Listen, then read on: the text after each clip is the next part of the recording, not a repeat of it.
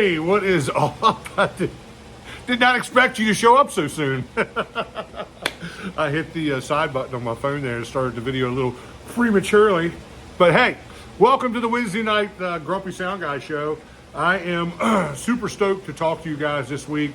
We are going to cover a subject that we have touched on many times in the past, but I have two major crazy conversations with buddies of mine in the business this past week, asking me to talk more about this, calling me, asking me how I would respond to this situation.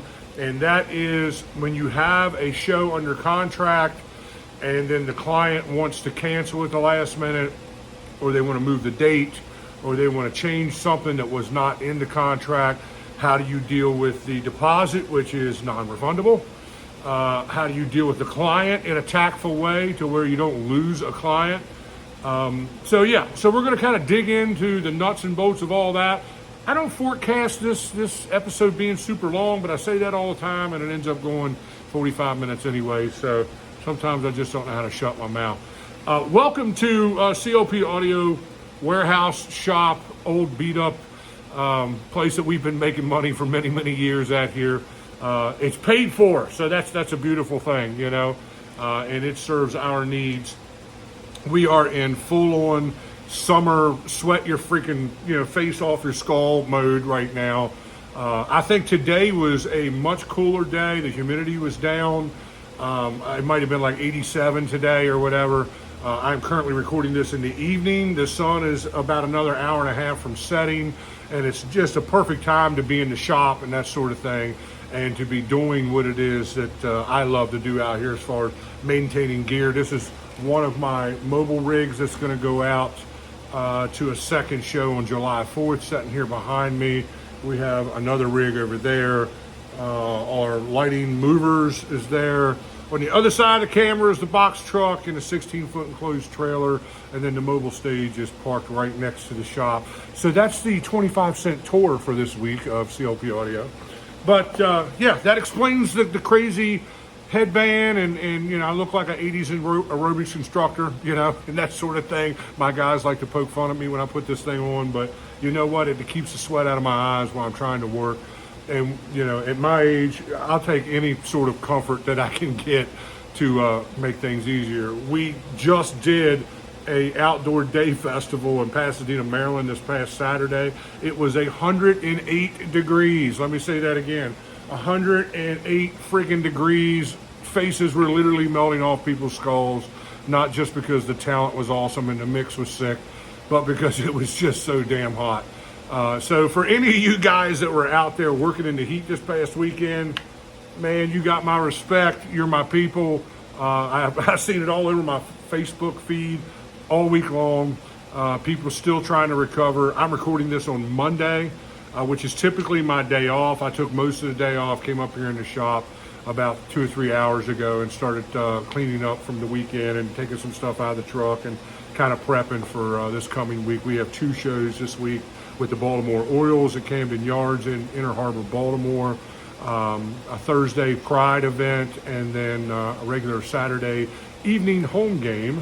If you're going to the game, man, stop by the Legends Plaza, the Legends Courtyard there, where all the statues are, and see us for the early bird show. And we'd love to take some selfies with you and talk to you and just have a good time enjoying the band, They always have super sick, bands down there, so make sure you come and check that out. Please like and subscribe to the channel, and that's all I'm going to say about that, because I'm tired of beating y'all up over it. 80% of you cats are not subscribed. Excuse me, some of you guys have subscribed since the first video I put up. Thank you, love you, you're my people, you're my tribe. For the rest of y'all, come on, dude, it's free. It's free, dude, the content's free. I'm giving you my time for free. I'm giving you my 35 years of production company ownership and mixing and installation experience to you on tap for free.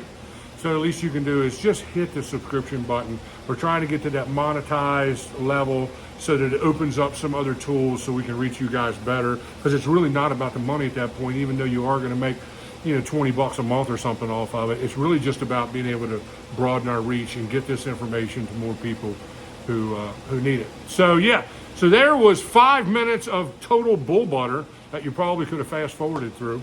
So let's just jump right into the subject. So a buddy of mine calls me. He's like, hey, dude, he goes, I really want your input on a situation that I'm dealing with. You know, this guy runs his own band, and he had a client that has been kind of shaky. You know, the guy did sign the contract. He did put the deposit down, you know, and my buddy is supposed to get a check at load-in or at the time the band shows up on site. And now the guy is wanting to cancel and or postpone the event. You know, the problem with this, anytime this happens, is that you're costing that band or that production company a day they could have been making money someplace else. You know, and I have, especially when this stuff is weather related, they'll say, well, where would you have went? You know, it was raining everywhere in the area. Where would you have went? I'm like, well, we could have been doing any number of things indoors. We do a lot of corporate stuff. We do a lot of indoor stuff. We do church production. We do install stuff. We could have used that as a work day on a church install somewhere or something like that. There's 1,000 different ways we could have used that time. That's not what's on the table for argument, because that's our business. The reality of it is when you sign that contract and you put that deposit down, that deposit is to protect us from people like you who want to screw us. You know, and I get accused of having a bad attitude, but man, let me tell you something. I'm always going to have a bad attitude when you're trying to screw me. You know, that's just the way it works. You know, I'm never going to roll over and be the guy that's just going to kind of take it in the rear end when it's not cool, dude. It's not fair. It's not the terms of the contract that were clearly written. And my buddy is communicating to me, just like my contracts. He said in 3 different places in the contract, the deposit's non-refundable, and weather does not cancel or void this contract. We are not in the business of taking a risk. That's what the promoter does. Because, like I've said 1,000 times, when that gig is super successful and the promoter is laughing all the way to the bank and making big money, not once have they ever come to me and said, hey, you know what, JR? I know you did this for like $3,000 cheaper than what you typically do it on, and we were just murdered at the box office today. Here's another $3,000, man, because we want to make sure you're taken care of. We appreciate you coming on to our team and taking a risk with us. That's never happened, dude, in 35 years. Not once has anybody come to me at the end of the gig and gave me what I should have been making for the day, that they knew I should have been making for the day. No, they just paid me the lowball price that they talked me into, and then they're the ones making all the money. Now, on the flip side of that, if the thing bombs, okay, they're the ones that's got to take the heat, but that's their place. No risk, no reward. That is their game that they are playing, not mine. You know what I'm saying? That's not, I'm like the tent guys you rent from, the catering guys, you know, the Johnny Blue guys, all the guys that help facilitate your event that have to get paid whether it happens or not. You know, so that was my advice to my buddy, is like, hey, dude, I'm super, super generous in my contracts by giving you this one opportunity to push the deposit toward a rescheduled date. I'll do that one time, and then that's it. You know, if you cancel a second time, I'm already taking it on the chin, and my staff. I usually always have at least 3 to 6 guys working for me that day, depending on how big the event is. We're all kind of taking it on the chin here, you know, to move forward and give you an opportunity to try to do it again. I know tons and tons of production companies that do not do that. Bands too, that do not do that. First of all, they don't have an open calendar just to give you another date. I really don't either. The rescheduled date's going to have to work with my schedule, and it may get pushed to an off-peak day, like a Thursday or a Sunday or, you know, something like that, just to make it happen.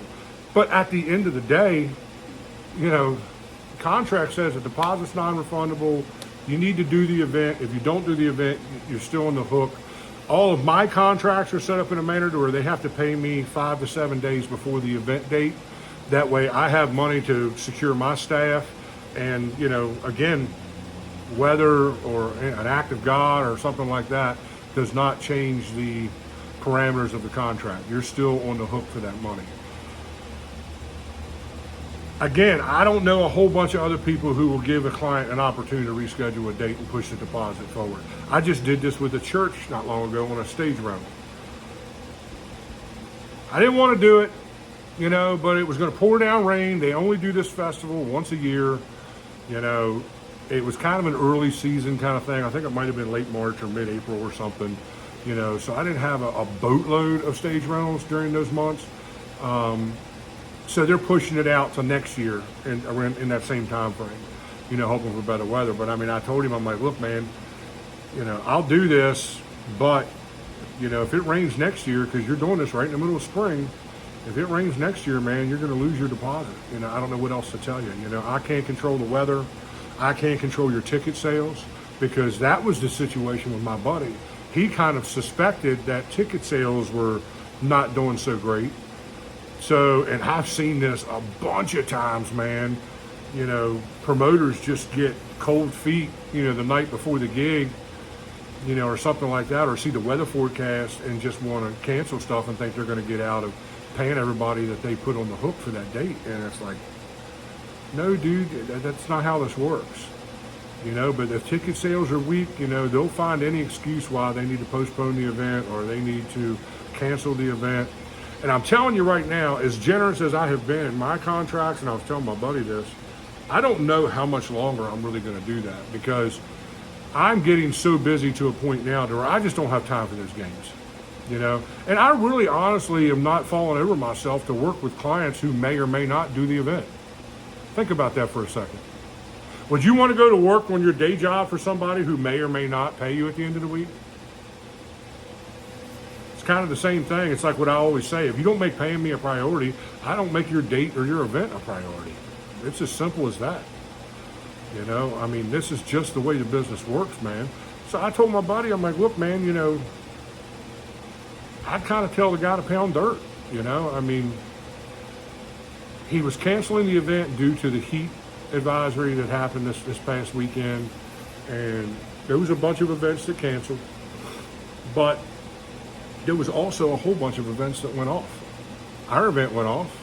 I mean, attendance wasn't great, but at the same time, you know, they lived up to their end of the bargain, and, you know, we had a great day.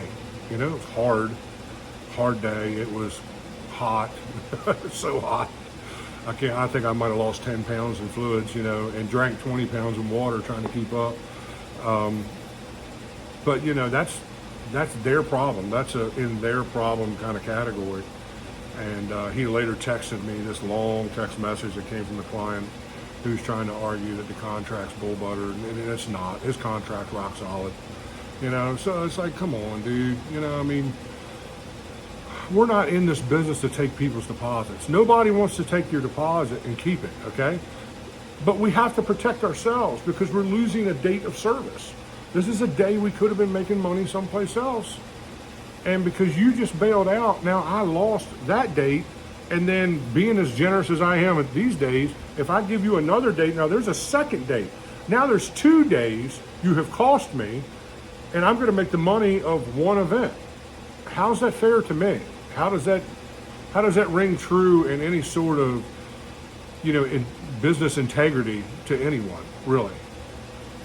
No, my buddy's got a client who's only looking out for his bottom line, and he doesn't care if he's screwing the band or, you know, whatever, blah, blah, blah.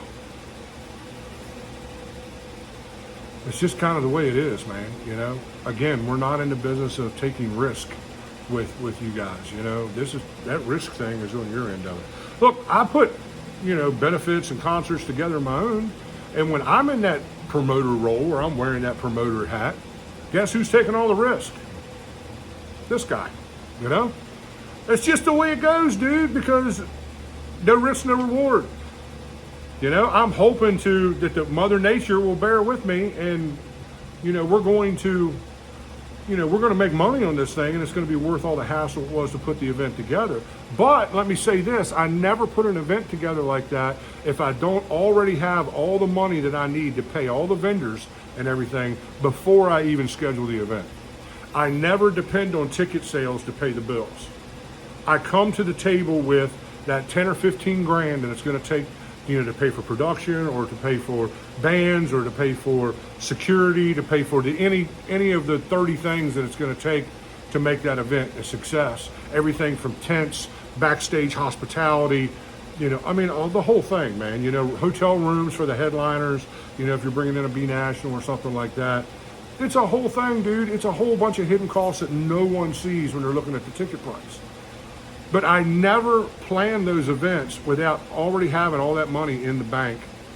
That way, if it rains out and we got to do it in the rain, because that's kind of how I roll, man. I don't let anything stop us. That's why we were out doing a festival in 108-degree weather this past weekend. We embraced Mother Nature, you know what I mean? I can't tell you how many shows we did in the pouring down rain last year. I mean, we did an Oktoberfest in the torrential pouring down rain. Still kept everything safe. Everybody was cool. We had 2 big tents with about 100 people in each tent that was at the event, so there were still people attending the event, and we made it happen. So that's kind of how CLP Audio rolls, man. So, if I'm putting together an event and it rains or it's, crazy heat or something like that, guess what? We're going to do it, at least to the best of our ability. And if we do cancel, well, then we're going to cancel under the pretenses of we're going to cut our losses, pay everyone that we've had to pay and promised to for the day, and then maybe not have to pay, a couple people here or there who aren't under some kind of contract like that. But anybody that I'm under that kind of contract with, don't plan the event if you don't have the money. If you're depending on ticket sales to pay the bills for that event, you shouldn't be doing events. I mean, that's really the bottom line.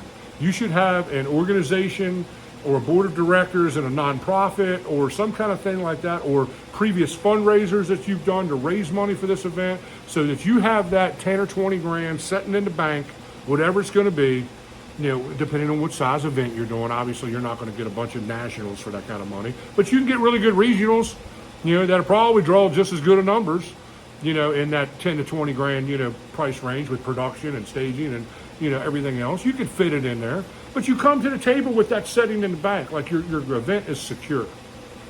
And then as ticket sales come through and things like that, well, then you can put money in the bank, and when it's all done and over with, you can kind of look and see what kind of profit margin you had. If the weather's really good and you got entertainment that people are interested in and want to come support, chances are I'm going to make out like a bandit, but I'm not going to ask, all my guys and the bands and everybody to take that risk with me. That's not fair to them. I'm hiring them to come do their thing. It's like I was telling my buddy when I was playing drums in a band, and was booking the band myself, I would never guarantee anybody that we're going to draw numbers, because I think that's a mistake. Now, let me explain that before y'all go and lose your mind over that statement. What I tell the client is, here is what our track record looks like, okay? Here is what, we're doing every place else we play. We consistently put these kind of numbers in most of the venues that we play. But I never guarantee a club owner, never guarantee a outdoor concert promoter or anybody like that we're going to put any crazy amount of numbers into place. Because if you do, the second you start making those kind of statements, now you're assuming part of the risk. Because if you don't draw that, well, then the promoter's going to come to you when it's all over with and be like, hey, dude, you said you were going to put 3,000 people here and we had 200 people show up. So because of that, I'm only going to pay you, 20% of what you were charging. And he'd kind of have, honestly, he'd kind of have a point, because if you're coming to the table with that kind of arrogance, like, look, dude, I don't know your event. I don't know your venue. I don't know your people. I don't know if your people will like what my band does. I mean, the people down the street do, but I don't know if your people will. I don't know if your venue is a place that my people want to go to. I don't know if your outdoor event is something that our crowd and fan base want to support. That's a crystal ball thing. I can't make those decisions. I can't tell you those things in confidence, because I'd be lying to you. Because no one knows what the day is going to hold. But what I can tell you is, here's a track record of success. This is what we do. This is how we do it. Most of the time, we're pretty successful and we're very blessed. But hey, we're not exempt from a dead night just like anybody else. No one's exempt from that dead night or that dead gig. And I've seen bands who consistently draw, 3,000-4,000 people, regional acts, big traveling, corporate level regional acts that typically draw 2,500 to 3,500 people or whatever.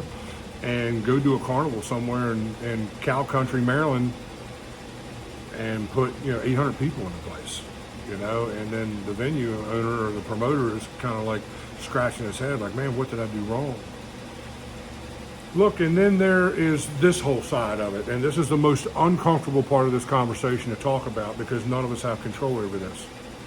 Murphy's Law, dude. You know what I'm saying? Sometimes people don't come out and we don't know why, Sometimes you can do all the promotion right, you can hire the right bands, have the right talent on stage, the right production company, perfect weather, the right food vendors, the correct ticket price. There's literally zero reason why people should not be flocking to your event, and it can still flop. That's the music business, ladies and gentlemen. It just is. And it makes, there are times where I had events. I'll give you an example, okay? I had events last year that had 3,000 to 5,000 people at that event every time we did that event. We did like 3 or 4 or 5 shows in this one particular area.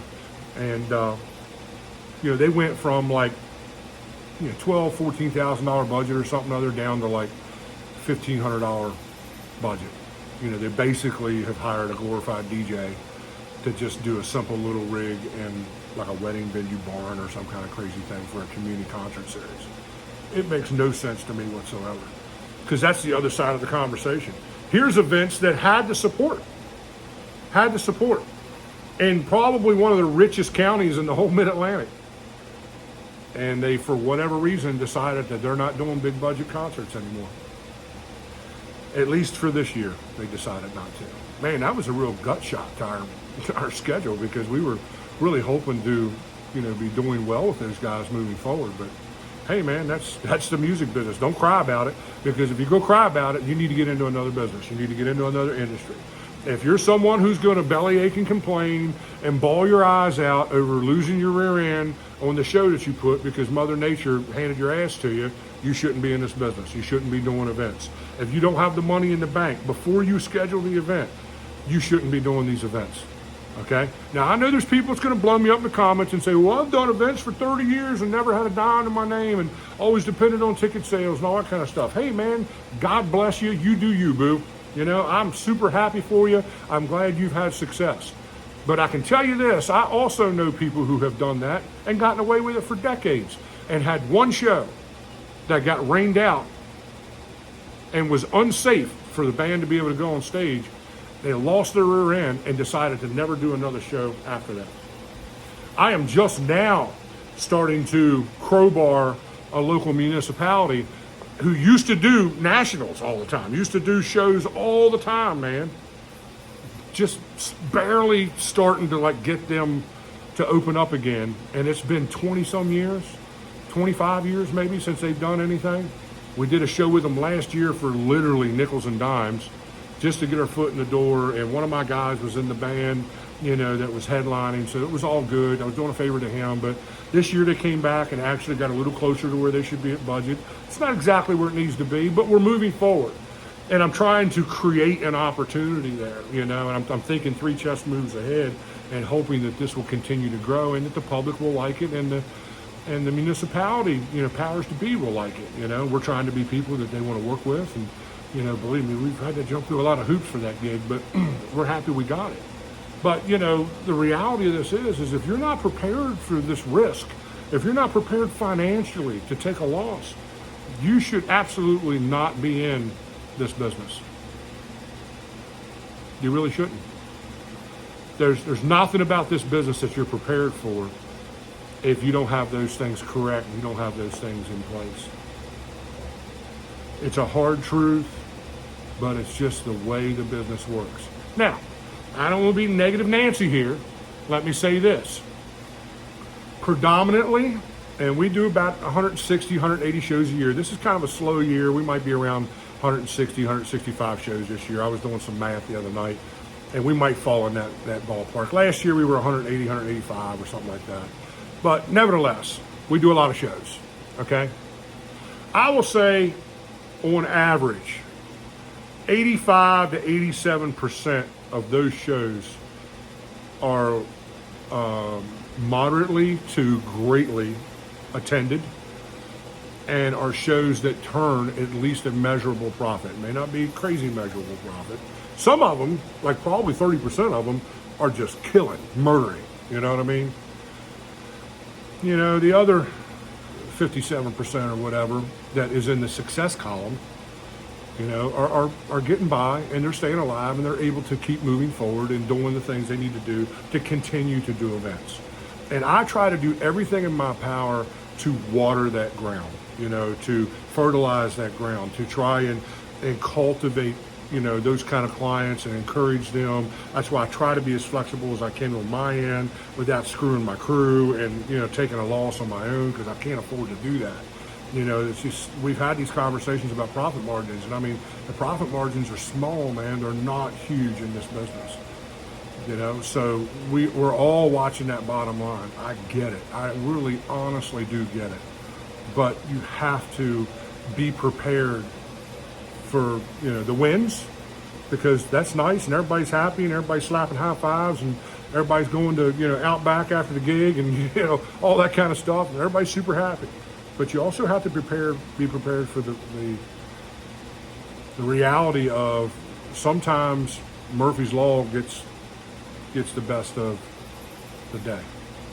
I have seen people with very deep pockets get into the concert promotion business, and within the first 3 to 5 years run away from it as fast as they can, because they'll do really good on one show, really bad on another, especially when it's outdoors and you're at the mercy of Mother Nature, and they just can't handle the roller coaster.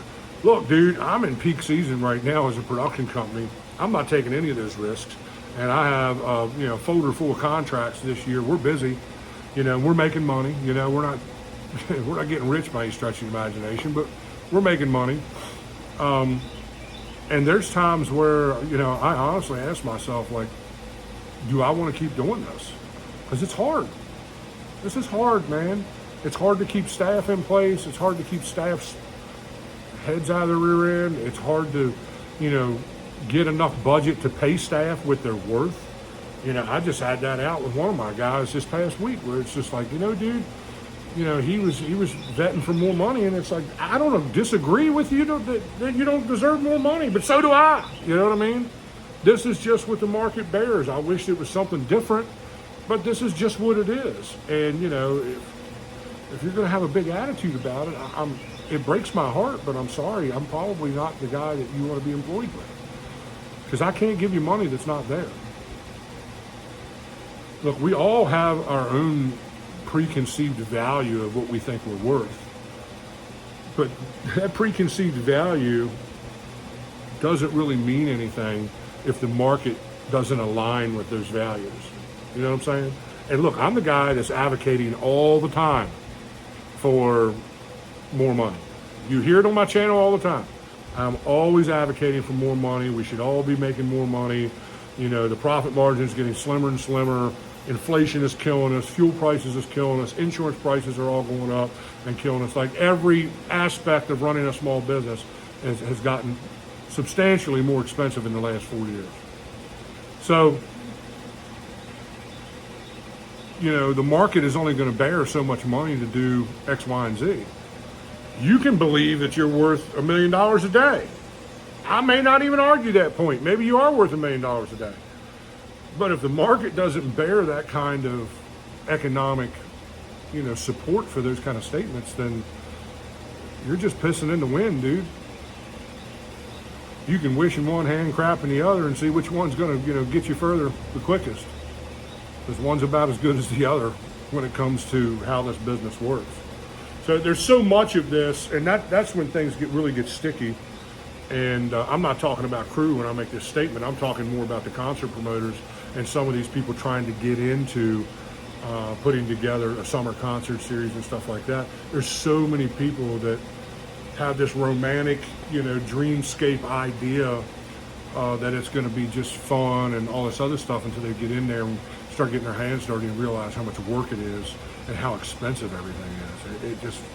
It really is. I have one municipality that I offered to do audio for at a local park, and I mean, I lowballed the price. I mean, stupid, crazy low, stupid price. But it was a midweek gig. It's 20 minutes from my house. You know, I'm trying to get my foot in the door with that municipality, and it went.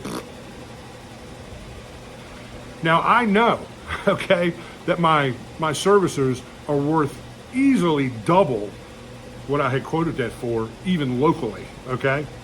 I was just very motivated to try to get a foot in with this municipality, and it went nowhere.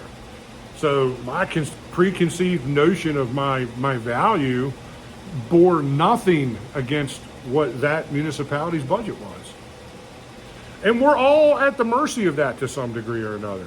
Why do you think I'm eager to answer the phone for the people who understand that it takes money to do this, and they have a legit budget to hire people like me and to do the things that I'm trying to do? I fall over myself to get to the phone when they call. You know what I'm saying?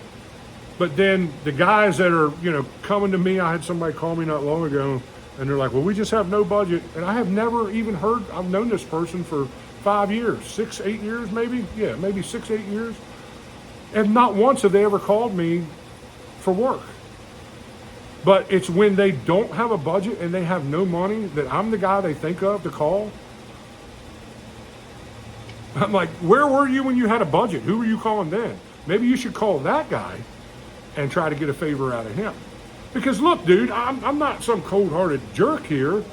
If you're a regular client, I had a regular client of mine this past weekend come to me and said, JR, I need you to do this event next year. Here's the details, and I need you to do it for this amount of money. And I said, that's not enough money. I said, we're raising prices on everybody next year, you know, because it's just the way it's got to be. And they kind of looked at me, and I was like, but you know what? This is someone who throws me an enormous amount of work. And if I'm going to do anybody a favor, it's going to be them. I'm not stupid, you know. You scratch my back, I scratch yours. They are positioned in a manner that they have an enormous amount of potential to be stacking my calendar big and fat, you know. And I really honestly think they're only about a year away from that being the case with those guys. But, you know, we're trying to position ourselves at the door of opportunity, so when that happens, we're their first phone call, and I'm confident that we are. But you know what? Sometimes you got to scratch a back or two, or kiss a baby and shake a hand and do all the political stuff that makes this thing roll forward. So if you're going to do a favor for somebody, that's the guy I'm going to do a favor for. Not somebody I haven't heard from in 6 or 8 years who now has no budget and needs a favor from me. And it's like, dude, I'm sorry, I can't help you. I wasn't available on the date they were asking for anyways, but you know, it's a crazy business, dude. It really is. It is so crazy. It just boggles my mind day after day after day, the nerve of some of these people and some of the things they ask for. And here's the problem, and I'll sum it all up with this, and we're going to put a cap on it and call it a day. But so many people that are throwing shows and concerts don't know what they don't know. And I have seen, you know, farmers get into the concert promotion business and lose their rear end. I have seen real estate agents. I have seen, you know, small business owners who had successful businesses get into this business and lose their rear end. I've seen a corporate factory, I mean, that just makes millions upon millions upon millions upon millions of dollars every year. The owners are musicians and got into the concert promotion business, and they have learned some very valuable lessons and lost a lot of money. And you know, everybody kind of has, a lot of times they just come to the table with this idea of bringing music that they enjoy most to the area, and they just assume everyone else is going to enjoy that too. They throw away the whole idea that popular music is what brings people out, not your little niche form of jazz or bluegrass or I don't even know, whatever, you know, jam band, you know, Grateful Dead kind of stuff that, you know, is really cool. And I dig that music. Don't hate on me. I dig it. But it's not the kind of music that I would think it was, especially right out of the gate, first or second year, going to bring hordes of people out to see, to make money. Like I said, I've seen people with huge billfolds and huge buzzage just lose their rear end time after time after time. So even when you're doing it all right, it can still blow up in your face. Every now and then you'll see somebody's doing it all wrong and make tons of money. But I can guarantee you that's always going to be short-lived, because if they don't stack their paper and they don't put that money in the bank and they don't, give themselves a nest egg to be able to feed off of when things go south, it's only going to take one challenging show and they're going to be out of the game entirely. I wish I could sit here and say that wasn't the case, but I have seen it. And, from a production company standpoint, it breaks my heart, man. Like I said earlier, I'm not trying to steal people's money. I'm not in this business to take your money and not do the event. No, I have all this inventory and everything because I love doing what I do. I want to come do the event, I want to come and melt some faces, dude, and have a good time and see all my musician buddies and, sit in front of house with the promoter and the booking agents and goof off and eat really cool, concert food and, all that. I love all that, dude. I live for that, This is my time of year, man. I love it. It's never my intention to want to, keep your deposit just because I'm being a jerk. No, but dude, I can't lose money because the profit margins are so small. I can only take so much loss. And guess what? This stuff's all going up for sale, and I guess I'm going to go jump behind the wheel of a tractor and trailer and start driving a truck again for a living. I have other options. I don't want to, I enjoy what I do. I don't see that on the radar. I don't think anything's happening to us anytime soon, but you just never know. I know the stress level some days makes me wish I'd have, took that music scholarship and, did something with computers or something. I don't know, Look, I love you guys. Thanks for sticking around. If you made it 36 minutes into this, you're part of our family. Thank you so much. Please subscribe. Share the videos with people that you know can benefit from this information.